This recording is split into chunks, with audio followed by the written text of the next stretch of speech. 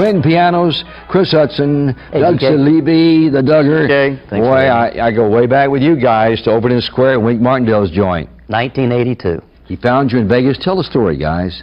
We were playing at the Tropicana. He was filming a show called Las Vegas Gambit. Do you remember it? Yeah, oh, sure, yeah. And in between his tapings or after they were over, he and Sandy would come into the lounge to, you know, relax, and he would come up to the stage and talk to us. And, you know, we think of Wink Martindale, his radio voice or his TV voice, but we could hear that he had a southern accent. Yeah. And maybe he was just putting it on for us, I don't know, but we said, where are you from? And that's how we kind of got into... Because you guys are from North Carolina, aren't you? Correct. Yeah. Well, so you hook up with Wink, and then he talked you into leaving Vegas. Wasn't that a big move? Well, he was bringing us back for his West Tennessee cerebral palsy tells the one in Jackson. So we kind of got acclimated to him and coming back to this area, and he showed us the club in Overton Square and said, you know, you guys want to come? And by that time we had played at Caesars and the Riviera and the Tropicana and everywhere, and there wasn't really a whole lot more for us to do, new and different out there. So, do you ever want to go back to Vegas, Chris? Not to live. But to play maybe, just a short engagement or something? Yeah, we'd be happy to do that. It's just right now, though, there's no place like the South, in my opinion, and quality of life is so much better in this area. That was one reason why we're sort of glad we left. Things sort of got wild and crazy out in Las Vegas. In the last several years, it's grown like crazy. And this is just closer to our families. But to answer your question, probably go back there. Yeah, I'd love to go back and see old friends and, you know, play once again. They're really not doing a lot of live entertainment in lounges from what I hear these days. They're turning in these big clubs that open at midnight, you know, and $25 to get in, and pretty posh, pretty plush. Hudson and Saleeby with us here on Memphis Sounds. Does the comparison of Ferranti and Teicher bother you guys? Have we been compared to Ferranti and Teicher? Well, no. People that remember Ferranti and Teicher don't...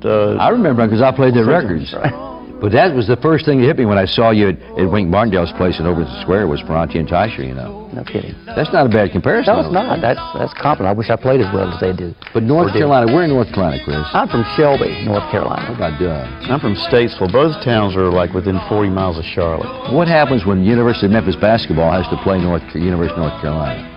There's no contest. It's always Memphis. No I have a brother long enough to change over. He's very politically correct. Is that what they say? My brothers and my dad were Duke alumni, along with a niece, and I have a UNC alumni, and an Appalachia State, which beat Michigan, and alumni, and of course, but I'm pro-Memphis all the way. But we had a lot of fun at Pat O'Brien's all those years. Yeah. Because all the 6 years you were guys down on Beale Street? And all the kids that come in there are SEC, mostly SEC college teams. But we had a lot of fun, you know, hammering back and forth with fight song wars and, you know. Did you have to learn all the SEC fight songs? Definitely all the SEC. One in New Orleans. Conference USA as well. All right, now what's happening in the future for Hudson and Saleeby now? Well, one thing we're trying to do again, since Pat O's is no longer around, up until that time we were doing a lot of private and corporate work. And it put us on the road a lot and got to see this great country of ours. And as a matter of fact, we've done some great traveling this year. Been to Kalamazoo, Michigan. We've been to a place called Horseshoe Bay, Texas, which is outside of Marble Falls, Texas, just near Austin. The great state of North Carolina up in the mountains up there for highlands and cachers. And so that gives us an opportunity to, like I say, see our country in parts of it we never get to go to. And then, of course, our objective here is still to work in Memphis and be a part of the music scene locally and work in some of these local clubs around here that are having live music. Doug, how long have you guys been in Memphis now? I think it's 27 in September. Years. Since '82. Because I remember we brought the Righteous Brothers to see you over there. Barry Manilow. Barry Manilow and other acts would come see you, and they would just say, wow, these guys are great, you know. And whatever happened to us? You're still doing it. It's been a long, hard road to the middle, George. You're still doing it, guys. Hey, thanks for coming down. And pleasure. You ever see Wink Martindale anymore? Yes, we do. As a matter of fact, and if I can put a plug in for a thing, but Wink has been chosen as the national spokesperson for an agency called Dream Factory.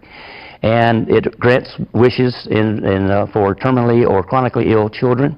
And he is the national spokesperson for that. They call him ambassadors, but we got him online 2 years ago, and we have a big gala every year at the end of September, 1st of October that he comes for. And I think you had Bad Dog last month. I think I came with Wink to one2 years, 2 years ago. 2 years. Ridgeway Country Club or something? That's correct, right. We'll do it again, huh? Yes, and he's very, very proud of the organization, and we're very proud to be a part of that as well. Great. Chris Hudson, Doug Saleeby. Thanks for having us. Hudson and Saleeby, thanks for coming down. We'll do it again. That's it. Thank you. George Klein, Memphis Sounds.